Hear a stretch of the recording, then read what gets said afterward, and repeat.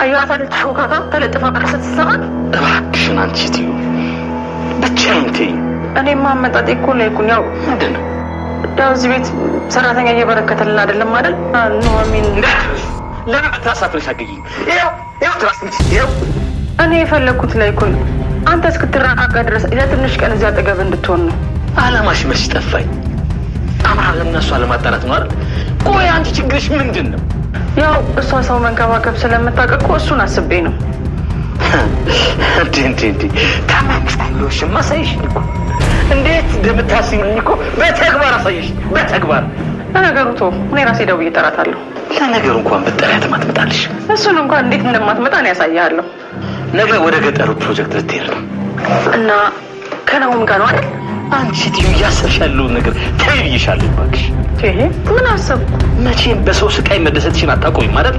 በቃ ለይኩን ከዚህ በኋላ ሁሉ ነገር ከራስሽ ጋር ተያይዘው ነው አይደል? እንዲሁ በቀላሉ የፈጸምሽው ጥፋት የሚረሳ ይመስልሻል? እና ምን ልታደርገኝ ነው? ወንጀልን በደበኩ ልትበቀለኝ ነው? ይልቁንስ እዚህ ተደላድለተኛ አንተ ልታመሰግነኝ ነው የሚገባው። እሺ እንዴት ዋጋ እንደማስከፍልሽ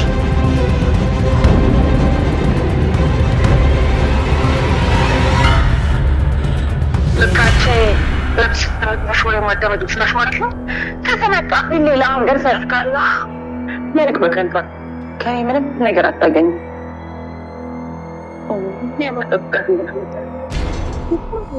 ምን አስቸግሮሽ?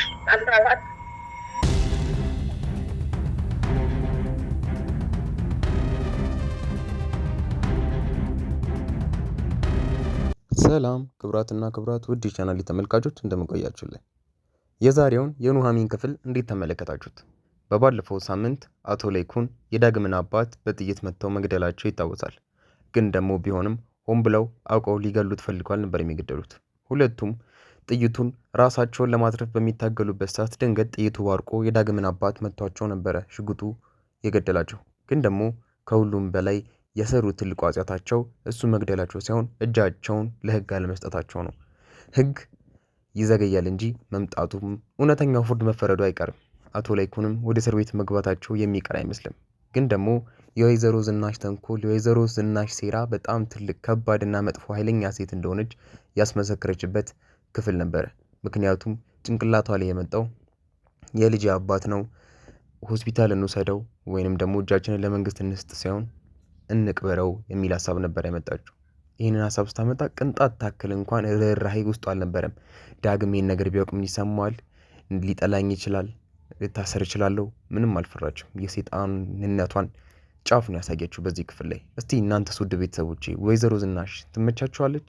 ትወዷታላችሁ? ደግሞ አንድ ምርቃት ልመርቃችሁ። ከእንደ ወይዘሮ አይነት ዝናሽ አይነት ሚስት እግዚአብሔር ይጠብቃችሁ። ክብሯትና ክብሯት ውድ ቤተሰቦቼ አቶ ለይኩን ግን ጥሩ ሰው ናቸው። በጣም ቸር የዋህ ምስኪን ሰው ናቸው። ለልጆቻቸውም በጣም ምርጥ አባት ናቸው እና አቶ ለይኩን ምንም እንዲሆኑ የማትፈልጉ ቤተሰቦች ይህንን ቪዲዮ ላይክ አድርጉ። እንዲሁም ደግሞ ጥሩ ምኞታችሁን ተመኙላቸው።